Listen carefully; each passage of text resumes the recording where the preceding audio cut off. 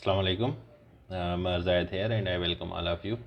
अच्छा जीअं त कल्ह पाण खे हिकिड़ी ग़लती थी वई नंढी त पाण जेको आहे नओं चैप्टर स्टार्ट कयोसीं ह्यूमन फिजियोलॉजी जो। हालांकि पाण जो हिन खां अॻु में ह्यूमन हेल्थ एंड डिज़ीज़िस जो हले पियो, त उहो अञा पंहिंजो चैप्टर हलंदो 2-3 ॾींहं। उन खां पोइ जेको आहे सो पाण जेको आहे सो ह्यूमन फिजियोलॉजी जे चैप्टर खे अॻिते कंटिन्यू कंदासीं। ठीकु आहे, त इहा थोरी ग़लती थी वई आहे। हाणे जॾहिं मां तव्हांखे लेक्चर ॾियां पियो त मां चेक कयो त जेको आहे उहो चैप्टर अञा अधु में हुयो। कल्ह मां हुयुमि कोन पंहिंजे रूम ते, मां लाइब्रेरी में वेठुमि त उते ई तव्हांखे इहो रिकॉर्ड करे ॾियणो पए पियो। त इन करे मूंखे मूं वटि डेटा न हुई त मां कहिड़ा लेक्चर ॾिना आहिनि। सही आहे, त अॼु पाण जेको आहे सो डिज़ीज़ जी टाइप्स खे ॾिसंदासीं ऐं उनखां पोइ जेको आहे सो सुभाणे बि इहो लेक्चर हलंदो। ॿिए ॾींहं खां इनशाला पाण वरी ह्यूमन फिजियोलॉजी खे शुरू कंदासीं। त हिन में जेके MCQs रहियल आहिनि या जेके टॉपिक्स रहियल आहिनि उनखे पाण कवर करे वठूं। हाणे डिज़ीज़िस जी पाण क्लासिफिकेशन करे आयासीं। ठीकु आहे, त कहिड़ी कहिड़ी क्लासिफिकेशन थिए थी, कहिड़े कहिड़े क्लासिस में डिज़ीज़ खे विरहायल आहे, उहो पाण हिकु डिटेल लेक्चर में उहा शइ पढ़ी आयासीं।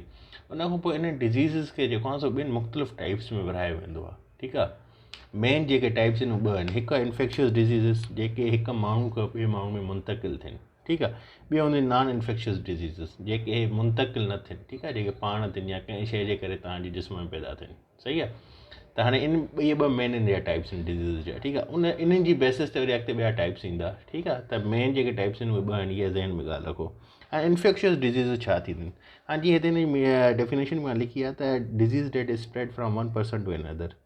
जेकी कम्युनिकेबल डिज़ीज़ उनखे चइबो आहे, या कम्युनिकेबल शइ उनखे चइबो आहे जेकी हिक खां ॿिए ॾे मुंतक़िल थिए। जॾहिं तव्हां कम्युनिकेशन कंदा आहियो, कंहिंसां ॻाल्हाईंदा आहियो, त तव्हां छा कंदा आहियो, पंहिंजे जेके आइडियाज़ आहिनि या जेकी तव्हांजी थियरी आहे या जेके बि तव्हांजा थॉट्स आहिनि उहे तव्हां ॿिए ॾे मुंतक़िल कंदा आहियो, कम्युनिकेट कंदा आहियो। ठीकु आहे, त हिते बि कम्युनिकेशन जो या कम्युनिकेबल जो उहो ई मतिलबु आहे त हिकु माण्हू खां ॿिए माण्हू में जॾहिं डिज़ीज़ जेकी मुंतक़िल थींदी आहे उनखे पाण छा चवंदा आहियूं, इन्फेक्शियस डिज़ीज़ चवंदा आहियूं। ठीकु आहे, हाणे इहे इन्फेक्शियस डिज़ीज़ छो थियूं थियनि? जॾहिं बि तव्हां खंघो था, स्नीज़ कयो था, कफिंग कयो था, त पोइ तव्हांजे वात मां जेको आहे न माउथ मां माइक्रो ऑर्गेनिज़म्स नंढा नंढा हूंदा आहिनि जेके पाण पैथोजेंस चवंदा आहियूं। ठीकु आहे, ज़रात उहे निकिरंदा आहिनि। उहे जेके आहिनि सो वञी करे जॾहिं ॿियो माण्हू में पवनि था त उहे जेको आहे सो उन में वञी करे उहा साॻी बीमारी खे काज़ कनि था। सही आहे, हाणे इहे जेके पैथोजेंस आहिनि इन जा मुख़्तलिफ़ टाइप्स आहिनि। फंजाई थींदो आहे, ठीकु आहे, रिकेट्सिया थींदो आहे, बैक्टीरिया थींदी आहे। ठीकु आहे, वायरसिस जा पैथोजेंस थी सघनि था, प्रोटोज़ियन्स पैथोजेंस थी सघनि था, या वॉर्म्स पैथोजेंस थी सघनि था। सही आहे, त हे जेके आहिनि पैथोजेंस जेके आहिनि सो इहे काज़ कंदा आहिनि छा के, इन्फेक्शियस डिज़ीज़ खे। सही आहे, त हे जेको आहे सो काज़ कंदा इन्फेक्शियस डिज़ीज़ खे। हाणे इन्फेक्शियस डिज़ीज़ में छा थो थिए, जंहिं माण्हू इन्फेक्टेड आहे, जंहिं माण्हू में अंदरि इहा इन्फेक्शियस डिज़ीज़ अॻु में आहे, लेट सपोज़ कंहिंखे ज़ुकाम आहे, कंहिंखे खंघि आहे। ठीकु आहे, पोइ छा थो थिए, जॾहिं खंघे थो या ज़ुकाम में निश ॾिए थो त उन जे अॻियूं जेको माण्हू वेठो आहे उन में जॾहिं उहे पैथोजेंस पुॼनि था या उहे माइक्रो ऑर्गेनिज़म्स पुॼनि था त उहे छा था कनि, उहे उन जे अंदरि वञनि था हलिया। ठीकु आहे, त जॾहिं बि जेको होस्ट हूंदो आहे, जंहिंजे अंदरि इहा डिज़ीज़ हूंदी आहे, माना जेको बीमार हूंदो आहे, ठीकु आहे, सिंधी में इहो सम्झो, उहो जॾहिं स्नीज़ करे थो, कफिंग करे थो, पोइ छा थो करे, अॻिलो माण्हू जेको वेठो आहे थियो, पोइ उहे जेके माइक्रो ऑर्गेनिज़म उहे डिस्चार्ज करे थो, या जेके खंघि में निकिरनि था ॿाहिरि, जॾहिं उहे वञी करे उन माण्हू ते पुॼनि था, उहो साहु खणंदो वञी अंदरि वञनि था, उहे पैथोजेंस उन जे अंदरि वञी करे उहा साॻी बीमारी पैदा कनि था। ठीकु आहे, जीअं वायरसिस हूंदियूं आहिनि, तव्हांखे हिकु माण्हू खां ॿिए माण्हू में ईंदी आहे। ठीकु आहे, जीअं पोलियो आहे, हिकु माण्हू खां ॿिए माण्हू में फैलिजंदी आहे। ठीकु आहे, त जेके फैलिजण वारियूं डिज़ीज़ आहिनि, जेके हिकु माण्हू खां ॿिए माण्हू में फैलिजनि उनखे पाण इन्फेक्शियस डिज़ीज़ चवंदा आहियूं। ठीकु आहे, हाणे हिन में जेको आहे सो एग्ज़ाम्पल्स में पाण कोलरा आहे, चिकन पॉक्स आहे, मलेरिया आहे। ठीकु आहे, हाणे चिकन पॉक्स छा आहे, मलेरिया छा आहे, इहे पाण पोएं लेक्चर में वरी डिटेल में पढ़ी आया आहियूं। ठीकु आहे, हिनखे वरी पढ़ण जी ज़रूरत न आहे, छो त पाण डेली हिकु हिकु शइ खे पढ़ंदासीं त पोइ टाइम इलाही पंहिंजो कंज़्यूम थी वेंदो। उनखां पोइ अचे थो नॉन इन्फेक्शियस डिज़ीज़िस। हाणे नॉन इन्फेक्शियस डिज़ीज़िस कहिड़ियूं हूंदियूं आहिनि? नॉन इन्फेक्शियस डिज़ीज़िस उहे हूंदियूं आहिनि जेके पैथोजन जे करे त थींदियूं आहिनि, हिन में पैथोजन जो रोल हूंदो आहे माइक्रो ऑर्गेनिज़म जो, पर इहे जेके आहिनि सो उनखां वधीक तव्हांजी जॾहिं तव्हां पोड़ा थींदा वेंदा हो, ठीकु आहे, एज निकिरंदी वेंदी आहे, पोइ मुख़्तलिफ़ तव्हांजे अंदरि बीमारियूं पैदा थींदियूं आहिनि। ठीकु आहे, या न्यूट्रिशनल डिफिशंसी हूंदी आहे, तव्हांजी खुराक सही न आहे, तव्हांजी बैलेंस डाइट न आहे। ठीकु आहे, तव्हांखे जेकी डाइट रिक्वायर्ड आहे, जेके विटामिन्स, जेके प्रोटीन रिक्वायर्ड आहे, डेली तव्हां उहे कंज़्यूम नथा कयो, जंहिंजे करे का डिफिशंसी थी वञे तव्हांजे अंदरि। ठीकु आहे, या कंहिं माण्हू जेको जेंडर आहे, ठीकु आहे, इंडिविजुअल जो उहो इफेक्ट थिए थो, या लाइफ स्टाइल जेको आहे तव्हां थोरो सुम्हो था, राति जो सुम्हो था, ॾींहं जो उथो था, माना तव्हां डिस्टर्बंस थी थो वञे तव्हांजी लाइफ स्टाइल, त उन जे करे बि नॉन इन्फेक्शियस डिज़ीज़ जेके आहिनि उहे थींदियूं आहिनि। ऐं इन जा एग्ज़ाम्पल कहिड़ा आहिनि? हाइपर टेंशन, तव्हां ॾिठा हूंदा माण्हू थोरी थोरी ॻाल्हि ते जेको आहे सो वॾो टेंशन खणी ईंदा आहिनि, ठीकु आहे। हाणे इहा इन्फेक्शियस डिज़ीज़ त न आहे न हिक खां ॿिए में थिए, ठीकु आहे, नॉन इन्फेक्शियस डिज़ीज़, ठीकु आहे। डायबिटीज़, ठीकु आहे, डायबिटीज़ बि नॉन इन्फेक्शियस डिज़ीज़ आहे, ठीकु आहे। डायबिटीज़ खां पोइ जेको आहे सो कैंसर बि जेको आहे सो नॉन इन्फेक्शियस डिज़ीज़ आहे, ठीकु आहे। उन खां पोइ एल्ज़मीर अचे थो। हाणे एल्ज़मीर छा आहे? एल्ज़मीर बि मुंहिंजे ख़्याल में पाण पोयां पढ़ी आया आहियूं। एल्ज़मीर अहिड़ी डिज़ीज़ हूंदी आहे जेकी तव्हांजे ब्रेन जो डिसऑर्डर आहे, सम्झो इहो, ठीकु आहे। हे छा कंदो आहे त आहिस्ता आहिस्ता तव्हांजी ब्रेन खे डैमेज कंदो आहे। उनजे नतीजे में छा थींदो आहे त तव्हांजी जेकी मेमोरी हूंदी आहे, तव्हांजी जेकी याददाश्त हूंदी आहे माण्हुनि खे सुञाणण जी या शयुनि खे, या जेकी मेमोरी आहे तव्हांजी, या जेकी तव्हांजी थिंकिंग कैपेबिलिटी आहे, जेके थिंकिंग तव्हांजी थॉट्स आहिनि या स्किल्स आहिनि, जेकी कैपेबिलिटी आहे उनखे वञी करे उहा डिस्ट्रॉय कंदी आहे, ठीकु आहे। त हीअ एल्ज़मीर तव्हांखे यादि रहे पुछी बि वेंदी आहे त छाजी आहे? इहा ब्रेन जो डिसऑर्डर आहे, ठीकु आहे, दिमाग़ी बीमारी आहे। हिन में छा थो थिए त तव्हांजी मेमोरी, तव्हांजी याददाश्त आहिस्ता आहिस्ता, ठीकु आहे, डिस्ट्रॉय थिए थी, उहा गुम थींदी वेंदी आहे, तव्हांखे शयूं यादि न आहिनि बीहंदियूं, ठीकु आहे, या तव्हांजी जेकी सोचण जी सलाहियत आहे उहा आहिस्ता आहिस्ता ख़तमु थींदी वेंदी आहे, ठीकु आहे। उन खां पोइ आस्थमा आहे, दम जी बीमारी, ठीकु आहे। कैटारेक्ट आहे। कैटारेक्ट छा आहे? कैटारेक्ट में तव्हांजी जेकी अखि आहे न, उन में ॾिसंदा तव्हां मुख़्तलिफ़ माण्हुनि जी अखियुनि में क्लाउड्स ठही वेंदा आहिनि, ठीकु आहे, माना बादल वारी कार या ककर वारी कार न, अॻे हुनजे अची वेंदा आहिनि, धुंधला थी वेंदा आहिनि, ब्लर हुनजी थी वेंदी आहे, विजन जेको हुनजो ब्लर थी वेंदो आहे, ठीकु आहे, उनखे धुंधलियूं शयूं नज़र ईंदियूं आहिनि। त कैटारेक्ट मतिलबु क्लाउडिंग थी वेंदी आहे, जेकी क्लियर लेंसिस जे मथां अची वेंदी आहे, जंहिंजे करे तव्हां सही सां कंहिं शइ खे ॾिसी नथा सघो, ठीकु आहे, माना तव्हांखे शयूं ब्लर्ड नज़र ईंदियूं आहिनि। हीअ बि तव्हांखे हे बि ईंदो आहे हुन में। उन खां पोइ हार्ट डिज़ीज़िस, मुख़्तलिफ़ हार्ट डिज़ीज़िस आहिनि, स्ट्रोक आहे, ठीकु आहे, इहे बि छा आहिनि? इहे नॉन इन्फेक्शियस डिज़ीज़िस आहिनि, ठीकु आहे। हाणे इन खां पोइ जेको आहे सो नॉन इन्फेक्शियस डिज़ीज़ खां पोइ जेको आहे सो कुझु ॿियूं डिज़ीज़ अचनि थियूं, जंहिंमें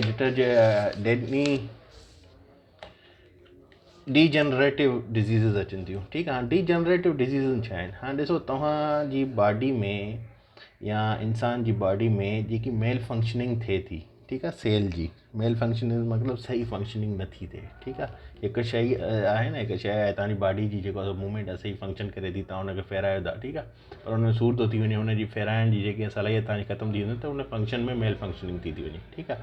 त हे जेके आहिनि डीजनरेटिव डिज़ीज़िस जेके आहिनि, इहे जॾहिं बि तव्हांजा सेल जेके आहिनि, जॾहिं तव्हांजी उमिरि वधंदी आहे, सेल जेको आहे उहो डेटोराइट थी वेंदो आहे, कमज़ोर थी वेंदो आहे, ठीकु आहे। त तव्हांजी मुख़्तलिफ़ वाइटल जेके आर्गन, जेके अहम आर्गन आहिनि तव्हांजी बॉडी जा, उनमें मेल फंक्शनिंग अची वेंदी आहे, उहे सही सां वर्क न करे सघंदा आहिनि, ठीकु आहे। जंहिंजे नतीजे में छा थींदो आहे? तव्हांजो बोन वीक थींदो आहे, ठीकु आहे, फ्रैक्चर बि अची वेंदो आहे तव्हांजी बोन्स में, ठीकु आहे, तव्हांजे हॾनि में फ्रैक्चर बि अची वेंदो आहे उमिरि सां, ठीकु आहे। उन खां पोइ जेकॾहिं पाण हिनखे ॾिसूं त हीअ डीजनरेटिव कीअं थिए थी, ठीकु आहे।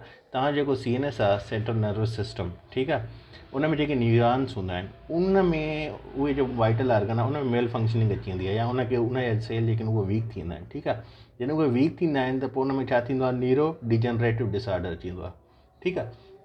न्यूरो डिजनरेटिव डिसऑर्डर छा थो थिए त तव्हांजी जेकी दिमाग़ आहे, ठीकु आहे, या तव्हांजो जेको छा चइबो आहे, जेके दिमाग़ जी जेकी सलाहियत आहे उनखे उहो इफेक्ट करे थो, ठीकु आहे, जंहिंजे करे उनजी उहा फंक्शनिंग सही नथी थिए, माना तव्हांखे सोचण जी क़ाबिलियत आहे, ठीकु आहे, सम्झण जी क़ाबिलियत आहे, उन खां अलावा पढ़ण जी क़ाबिलियत आहे, ठीकु आहे, या को तव्हांजो प्रोफेशन आहे उहो करण जी क़ाबिलियत आहे, उन में उहो खलल विझे थी, मतिलबु त तव्हां सही सां न सोचे सघो था, ठीकु आहे, न कंहिं शयुनि सां गौर फिकर करे सघो था, मतिलबु तव्हांजे अंदरि डिसऑर्डर अची था वञनि, तव्हांजी जेकी दिमाग़ जी फंक्शनिंग आहे उहा जेको आहे सो ख़राबु थी थिए, सही आहे।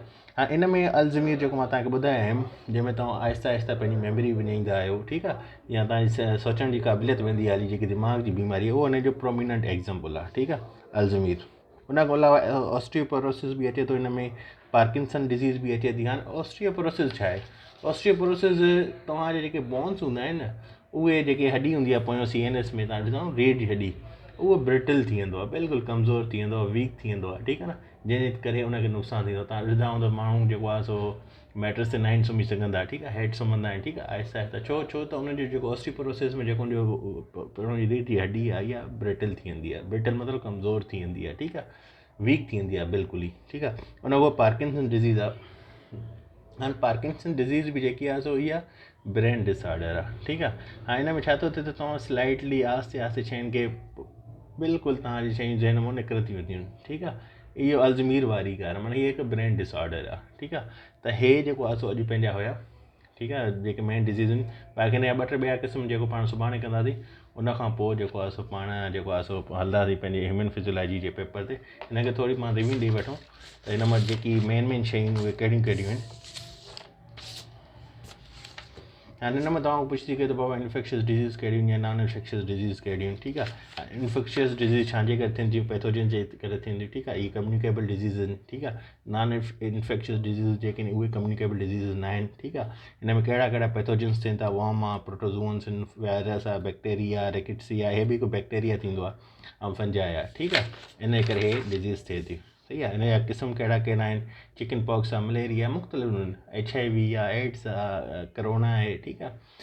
उन खां अलावा जेको आहे सो कहिड़ी बि उहा बीमारी जेकी हिकु माण्हू खां ॿिए माण्हू फैलिजे उहा इन्फेक्शियस डिज़ीज़ हूंदी आहे, ठीकु आहे। उहो जॾहिं तव्हां साम्हूं ईंदो एग्ज़ाम्पल त तव्हांजे ज़हन में जॾहिं हिन जी मीनिंग हूंदी इन्फेक्शियस डिज़ीज़ त उहो तव्हांजो उहो ई हल थी वेंदो।